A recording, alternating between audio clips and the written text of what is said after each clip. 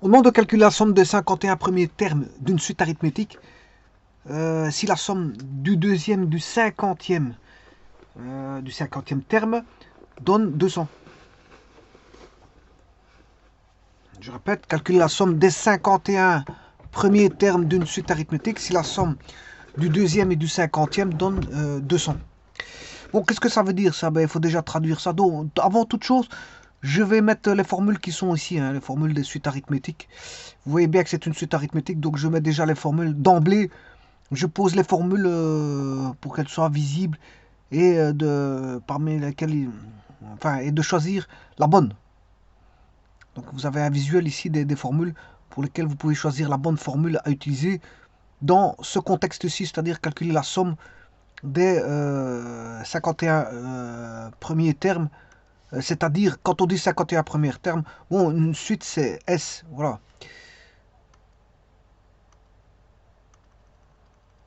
C'est S. Donc j'appellerai ça S51. Alors, si je veux faire une analogie avec les formules que je viens de mettre ici, ben, c'est S qu'il faut utiliser, puisque c'est la somme de la suite. C'est-à-dire UN plus UN sur 2 fois N.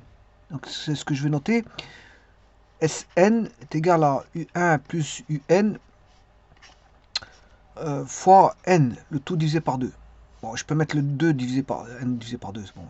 Bon, je peux faire ça.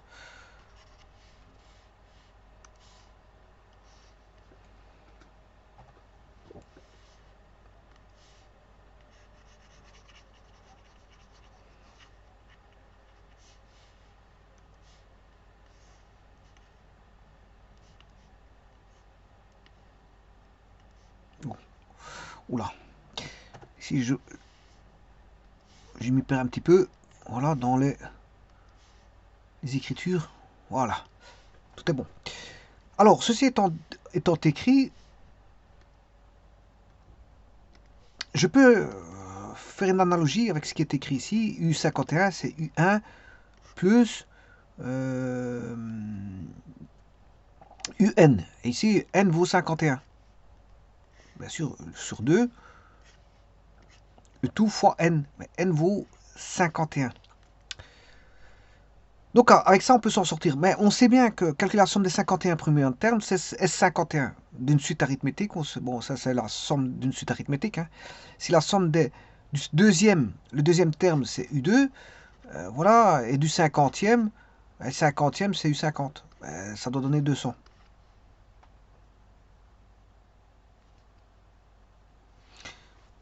Donc, on est parti sur base de ça. On peut calculer cette somme-là.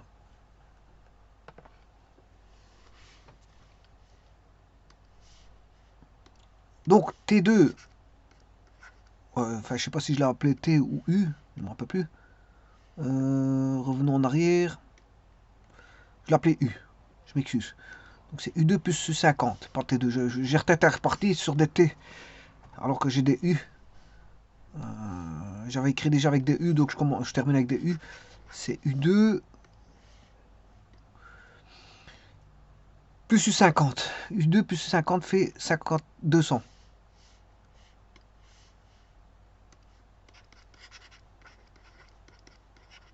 Bon, écrire ça, c'est comme si j'écrivais U1 plus la raison, parce qu'une suite, c'est justement, par définition d'une suite, arithmétique, c'est une suite de nombres réels tels que chaque terme à partir du deuxième égale le précédent augmenté d'un même nombre R qu'on appelle la raison. Bien sûr, c'est la raison de la suite arithmétique parce qu'il s'agit d'une suite arithmétique. C'est-à-dire que le suivant, c'est, je vous rappelle, on aura U1, U2 c'est U1 plus R, U3 c'est U2 plus R et ainsi de suite. U4 c'est U3 plus R. C'est chaque fois le précédent additionné d'une raison, de la raison R qui est toujours constante. La raison ne bouge pas. Voilà. Et alors ce qui donne dans les formules, bien sûr, on a UK est égal à U1 plus K-1 fois la raison. Mais vous avez aussi UP est égal à UQ plus... Attention que ça, Q, c'est pas la raison, hein, c'est un indice Q. Voilà, pas confondre tout aussi. P, plus P moins Q. Parce que dans les suites géométriques, la raison s'appelle Q. Elle s'appelle Q. Bon, ça n'a rien à voir ici, c'est une position. Ça, c'est une position, un rang. Un rang, une position, c'est une. Voilà, d'un terme. Donc, c'est la position P. Ici, on calcule la position P par rapport à une position Q. Tout simplement. Donc, il faut faire P moins Q. Et donc, vous voyez que celle-ci, elle provient de cette formule-là. Parce que vous faites K-1 ici. Ça vient de la généraliser. C'est une formule généralisée. Voilà, et ça, on va dire que c'est une formule particulière par rapport à la généralisée.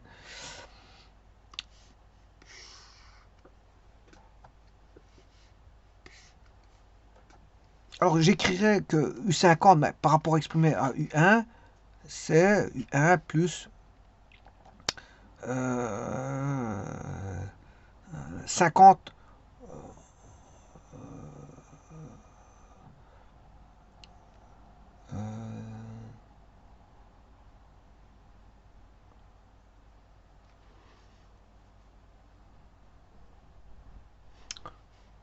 50 plus R. Ouais, parce que ici c'est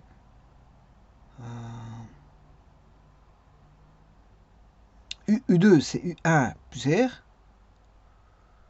plus on va dire U50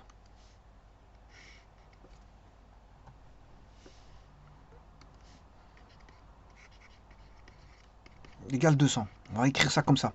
Bon, maintenant si j'écris U1 plus et j'englobe U50 plus R, ben, là c'est comme si j'écrivais U1 plus U51. Parce que le suivant, par rapport à le précédent ajouté à la raison, la quantité valant la raison, ben, ça fait le suivant, le prochain, c'est-à-dire le successeur. Donc on exprime le successeur par rapport au prédécesseur ajouté d'une raison R. Donc 1 plus U51 fait aussi 200.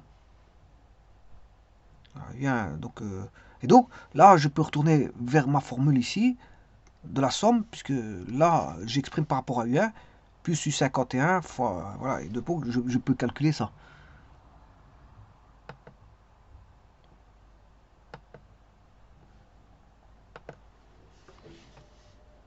Alors, S51, ça vaut U1 plus U51, U1 plus U51, le tout fois 51, le tout divisé par 2.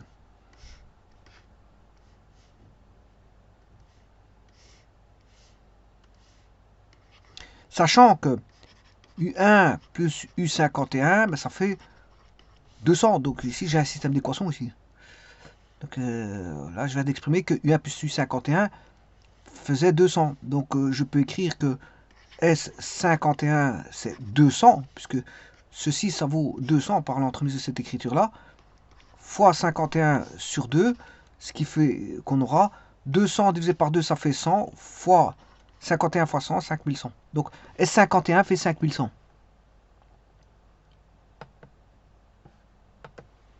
S51 est égal à 5100. Voilà. Maintenant, je vais essayer de retenter de reconstruire la suite. Quelle est cette suite? Quelle pourrait être cette suite? Bon, on sait bien que T2, d'après l'énoncé, T2 plus T50, ça fait 200. Donc je peux écrire que T2, c'est T1 plus R, plus T50, c'est T1 plus 49R. Ça doit faire 200. Voilà. Ça, c'est T50. Ça, c'est T2. T1 plus R. Donc, c'est 50 moins 1, c'est 49R. Ce qui veut dire que là, j'ai T1 plus T1, ça fait 2T1. 2T1 plus R plus 49R, ce qui fait 50R, égale 200. Donc, par rapport à cette équation, je vais essayer de reconstituer. Bon, en prenant bien sûr T1 entier. Hein. Je prends T1 appartenant au naturel et R appartenant au naturel aussi. Hein. Bon, donc je vais te dire que c'est 2T1 plus 50R. 2T1 plus 50R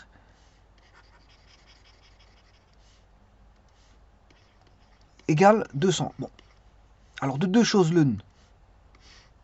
Supposons que je prenne R égale 0. R égale 0. Bon, là, je ne peux pas prendre parce qu'il faut que ça évolue. Voilà. Bon, on va prendre R égale 1. Si R égale 1, bon, on a 50 fois 1, ça fait 50. 200 moins 50, ça fait 150. On va se dire que T1 égale 75 divisé par 2. 250 fois 2, non, je me trompe. Une fois 50, ça fait 50. 200 moins 50, 150. 2T1 égale 150. Donc T1 égale 150 divisé par 2, ça fait 75. Bon, ça c'est une possibilité. On va voir. Si R égale 2, 2 fois 50, ça fait 100. 200 moins 100, ça fait 100. 2T1 égale 100. T1 égale 50. Alors, si R égale 3, ça fait 150. 200 moins 150, ça fait 50. Donc, 150, 200 moins 150, ça fait 50. 2T1 égale 150. Donc, je vais prendre 25 ici. Si R égale 4, j'ai une autre suite, ça fait T1 égale 200 moins 200. Ça veut dire que T1 égale 0. Voilà, et je vais m'arrêter là. Donc, ici, j'ai la raison qui peut valoir 1, 2, 3, 4. Mais, inversement, on peut avoir le T1 qui vaut 0. Eh bien, on va regarder si la somme fait bien 5100. Parce que le but, c'est de voir que la somme fait 5100.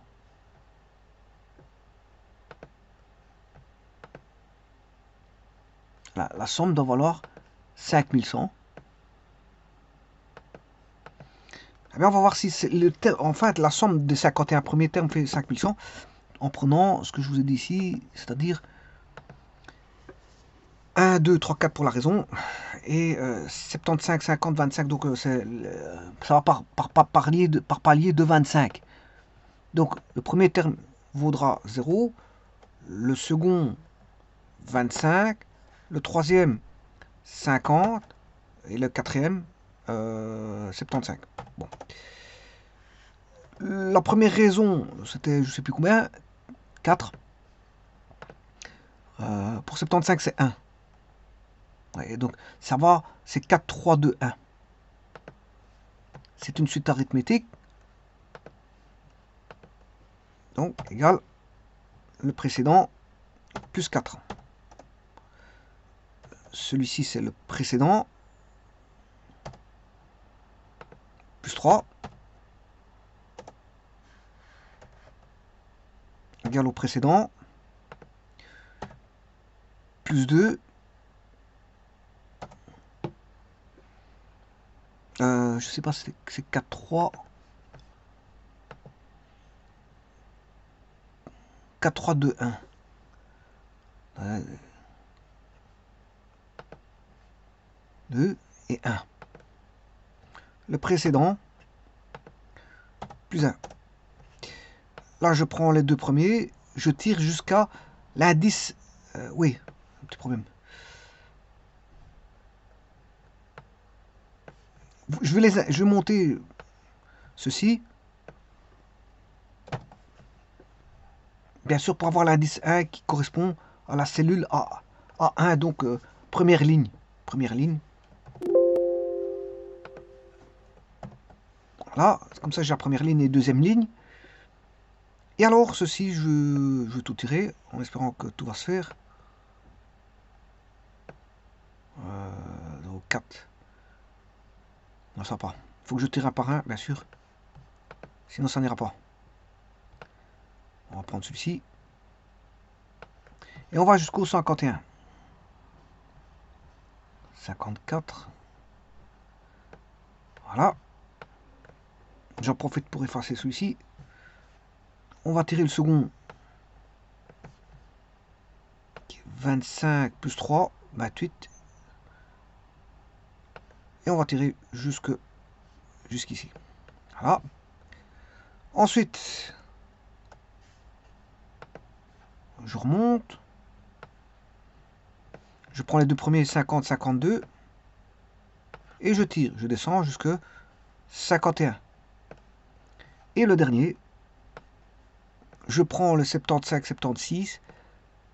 Je redescends jusque le 51. Voilà. Par contre ici, si je dois voir, pas, il y en a un qui n'est pas bon, je sais pas pourquoi. 75, 76, je retire. Ah, il y a quelque chose qui va pas. 75 plus 76 égale le précédent plus 1. 37.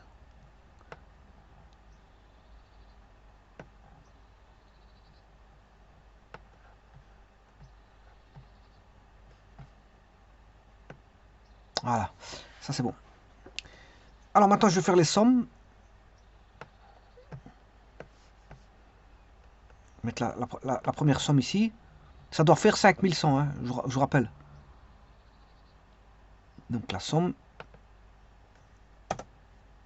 Ah, quelque chose qui va pas. Ouais, je ne sais pas ce qui s'est passé, mais j'ai pas la bonne somme. Suite.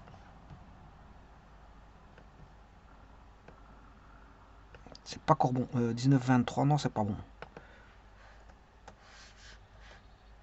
Petite correction à faire et puis je...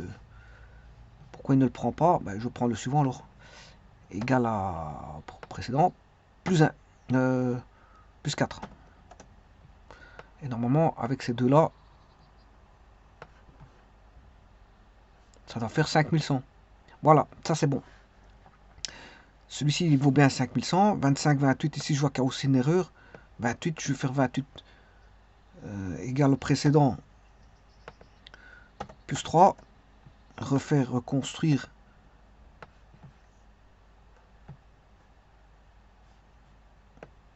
Voilà. Et la somme doit faire 5100. Voilà, c'est bon. Alors, vous pouvez constater que ici, le T2 qui vaut 4, 4 plus le 50e, ça fait bien 200. Hein. 4 plus 196, ça fait 200.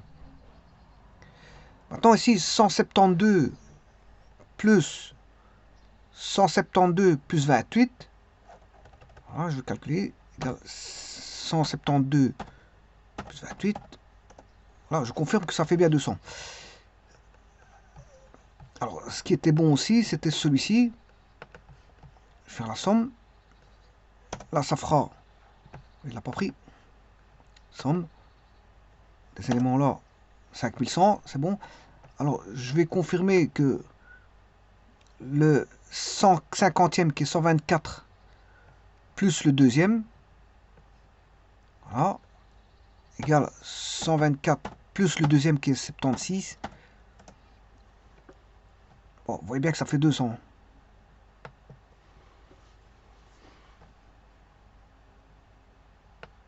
Bon, à mon avis, s'il a planté, je m'excuse, mais bon, voilà. Il a planté, mais enfin, voilà, c'est bon. Il y a juste une affaire à corriger. Mais comme il m'a fermé en plein, bon, c'est pas professionnel du tout de couper, hein, comment on appelle ça, un logiciel comme ça. Des plantages comme ça, je n'aime pas trop. Quand je travaille sur un logiciel, je voudrais bien que les logiciels travaillent correctement, parce que c'est un plantage comme ça en plein milieu, je veux dire, d'un travail, c'est embêtant. Hein. C'est pas professionnel du tout pour le constructeur de logiciel. Bon, enfin bref, il en restait un à faire.